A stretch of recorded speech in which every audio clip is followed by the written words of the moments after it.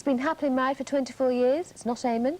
He lives in a farmhouse surrounded by chicken, sheep and horses. I feel I live in a farmhouse with chicken, sheep and horses. No, his children go to the village school and he's probably the single most successful rock star in the world. Who is it, Fiona? Paul McCartney. Yeah. You're the lucky one who's interviewed him. Exclusively, no doubt. Well, naturally. Yeah, of course. Naturally. What's he like? He was gorgeous, actually.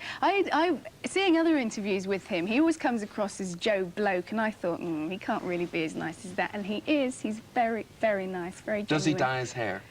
I'm not going to reveal exclusive information like that, intimate, private thoughts. No, he looks so well on it for 50, doesn't he? He looks excellent, absolutely excellent. Should we have a look at your interview now? Make you sick, wouldn't it? Have a look at it now. Here he is. Here's the man. People are saying now that it's your best solo work to date. Do you think that? I just remembered the best period in my life for recording, the easiest period and like maybe some of the best results was when we used to record with the Beatles. And that was in the days when you'd come in at like 10:30 in the morning, do a 3-hour session till 1:30, hour lunch, 2:30 to 5:30. It was a very kind of civilized working day. And you normally, because you were doing it very live, you'd get 3 tracks in a day, which is sort of unheard of now. Around for hours while the fellow loads it into his computer. And what about this? I heard you wrote Hope of Deliverance in 2 hours. Is that true? Well, I didn't count, actually. I never count, but it didn't take long. Sometimes, if you're very lucky, songs just kind of spill out, you know, but you've got to be very lucky for those. Something like Yesterday, I actually dreamed it, so that was, like, super lucky. I just found it in my head and sort of thought, what's that? Hope of Deliverance, I was up in the attic, getting away from it all, and I just had a little 12-string guitar, was tingling along on that, and this whole sort of thing came out. And I'm definitely a grown-up. You talk to people, you talk to ordinary people on your team, or you talk to the postman, or you talk to someone in the street at the shops or somewhere, and we're all kind of agreed, you know, we don't want this polluted world, and we don't want to leave this to the kids, and really most people I meet want to do something about it. So I sort of feel if me now at this point in my life, if I come on and I'm just totally frivolous all the time, hey, wacky, hey, thumbs up, and it's a bit of a waste, you know, when so many people are crying out for something to be done. So we devote a bit of time to people like Friends of the Earth and Greenpeace and animal rights groups and stuff, just because that's what we believe. Yeah. And what about... I say we, I mean me and Linda. Yes, I know who you meant. I didn't think there was anyone else. Me and Linda and Diana and Charles. Yeah. And what about the tour as well? You're embarking on a massive tour again. We're crazy, suckers for punishment, I think. You're mad. Yeah. Did the Get Back tour give you impetus to play live again? Did you really get the bug again? Yeah, I think before we started on that, it was like, ooh, you know, do we want a tour? It won't be like the old days. I'm nowhere near as young. I started like about 20. I mean, is it going to be like twice as difficult? But when we got out on the tour, the audiences were great, and they really egg you on. It starts to get a little easier. And then you start to develop a bit of a stamina from doing it, you know, every other night or something. All of us enjoyed it, so we had the band together, so we played a little bit in the meantime. And now with a new album, we thought, well, let's get to Australia, which we didn't go to last time. Yeah. And then after that to America, and then come back home.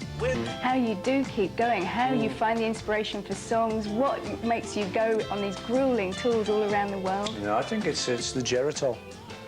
Basically, I think. It's the what? It's the Filosan. I'm sorry, you're quoting brand names. These are, yeah, I know. I think Geritol might be an American one. I think it must be. Sounds a bit rude as well. Does it? Geniton, yeah. Well, see, no, I can't take her anywhere. What about you and Linda have a wonderful relationship, well, so it seems. I mean, how do we know? No, but you're great friends, it seems. You work together all the time. You spend a lot of time together. And what's your recipe for a successful marriage? Because there aren't many of them these days. No idea, you know. Really no idea. We just got together in the 60s, kind of like mates, really. And she'd been married, so she didn't really want to get married. But I sort of said, oh, go on, you know, we'd be all right, be all right. So then we did get married. And, I don't know, we're still finding out about each other, you know. She's very interesting. And anyone who saw the TV show over Christmas on her photography, a lot of people said, wow, I didn't know, you know. And so she's more than she's made out to be. A lot of people think, oh, she was just some groupie who found her way into the group and so.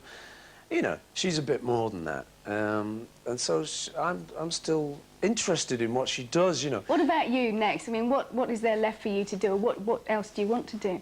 I've got other interests. I like painting a lot. So if the day job collapses, I'll stick my little berry on. If it came to the crunch and I sort of felt really I had to sort of give up music, it was a little bit unbecoming or whatever, or nobody was coming, whichever one, then I've got my eye on a few other things, like I say, painting and organic farming. New Bohemian. New Bohemian, yeah. That's great. Thanks very much indeed. OK. It's wonderful. All right, Gail. Thank you. Back to the studio. Thank you, Paul. Clever, isn't he? Oh, he's a man very at ease with himself, obviously. One of Looks my very happy. idols from childhood, I must say. Really? That Did does he- date you. My era was I the know. 70s. Well, mine was really. Paul McCartney spanned them all, either with the Beatles or, I suppose, with Wings, so... You and I were saying, we shouldn't admit this, should we, What? really? We were saying the other week that we didn't like the Beatles, weren't we? Dreadful why did you bring admission, it? but we love Paul McCartney. I love Paul We McCartney and love Wings. him. See, we're children of the 70s, that's it. But the thing is about the 60s, I suppose everybody wants to know, what about George and Ringo? He is sick of everyone sure he is. asking him So that. I and didn't ask it. No, I did, No. actually. I did ask him. I'm sick of hearing the same answer, so I didn't put it in my interview. But I asked him, and yes, they are getting together for a documentary about the Beatles, but they won't play on tour together. They won't get on stage together. They're getting together, and, you know, they might jam around a bit, but they're not going to reform. There's been sort of television documentary. Yeah, there's a big television documentary coming up. And I also heard that he actually made friends with John Lennon just before he died. Yeah, just before he died, they made their peace. Thank goodness. Good. There we go. So new ventures for Paul McCartney. We wish him well in that. We've got the national news headlines next, and then we'll be meeting another show. Well, somebody else who's got a fan club, Paul McCartney. At Yeah. 50, he's still right at the top of the pop world.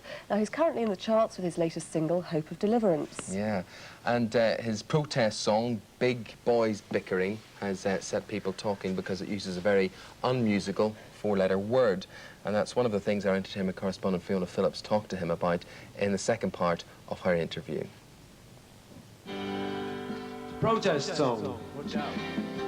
Big boys bickering, that's what they're doing all the day.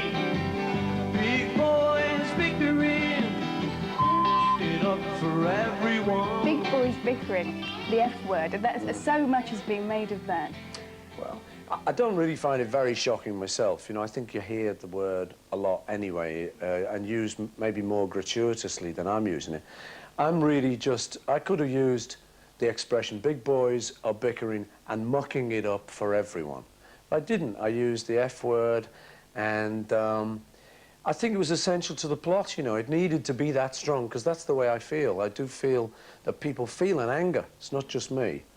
And when I wrote the song, that was what came out. So I just had to say to myself, am I going to censor it? And the answer was, no, you shouldn't really. I mean, there's lots of artists use that word, and you're an artist, son, so go with it. So while they argue through the night, shaking their sticks of dynamite, babies are dying through the day. They want to blow us all away. Obviously, you're rooted in the 60s, and it's obviously a very nostalgic period for you. But don't you get sick of all this Beatles stuff all the time? I mean, in the last 2 weeks, it's been Paul McCartney denies the Beatles are reforming, and yes, you're getting together for a documentary, but, you know, you're not going to go on stage together. I mean, don't you get sick of this constantly being brought up and up and up? Well, I mean, you know, the truth is you do, really. But there's a point where you suddenly realise that just people who aren't maybe fans, who just know of you vaguely, say, oh, he was in the Beatles. And that's how they think of you, you know. So I always think, well, you were saddled with that, you know. We're ex-Beatles. Like Charlie Chaplin was the fellow who did that funny little walk, even though he was a grey-haired old man living in Switzerland. He's still remembered as the little funny tramp, you know. I mean, I loved the Beatles, and I loved being in them, and I loved the music, and I love the way kids are interested in it still, you know. Yes, Tim. It's fascinating. So that's just one of the little occupational hazards comes with it. There was a girl who loved a biker. She used to follow him across America, but the biker didn't like her. She loved her biker like an icon, gazing at his picture every day. I thought I'd have to give up at 30, though. I mean, we looked, from the age of 18, we looked at 25 and thought, that is old. Yeah. Like kids do, you know. Yeah. Then you get to 30, you think, oh, it's not so bad. Then you get to 40, you think, well, even this isn't so bad. Now 50, oh my God. I mean, imagine me at 18 thinking I'd still be doing it at 50. No way. But I think things have changed. Perceptions have changed, you know, and so me looking at someone like Muddy Waters as a great artist, Ray Charles, I don't care how old he is. I really don't. He just sings great. I love him. You know. And you've transcended that generation gap as well, because obviously people are still filling stadiums to see you, they're still buying your albums, your single, and it's you and the likes of, I don't know, Rod Stewart, the Stones, the real sort of old rock dinosaurs, with all due respect, you're still the big names in the business. Well, that's the funny thing, you know. I think that what happens is in the charts, you get a lot of people who make good records. When they get on stage, it's a bit daunting being in front of 40,000 people, and you can go, oh, get the tapes, I'm only working with the tapes, get me a teleprompter, and it's a bit nerve-wracking. And, you know, people like myself who've been doing it a long while, or the Stones, I mean, Mick knows what to do when he gets out in front there. Some people may think, oh, he's a bit of a dinosaur. And he is. You are, Mick. But I am too. But, you know, something conveys itself. We enjoy it and we can do it. So, you know, as long as people come, as long as they enjoy themselves and don't feel cheated, I think we'll keep on going.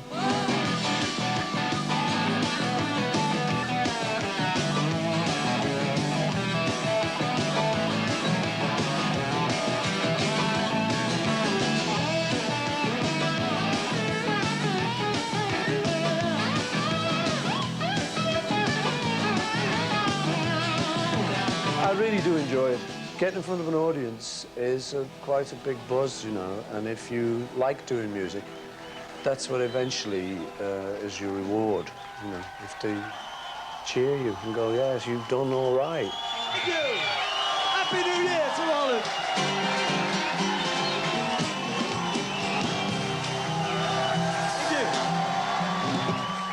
It's not bad for 50, is it? Yeah, he comes across as a really contented bloke. I mean, I think it must be something in this vegetarianism. He's a committed vegetarian. you've got to have a lot of admiration for someone who can, you know, keep at it at that level for so long, Yeah, like nice Cliff chap or too. Seems a Mick really Jagger. nice chap.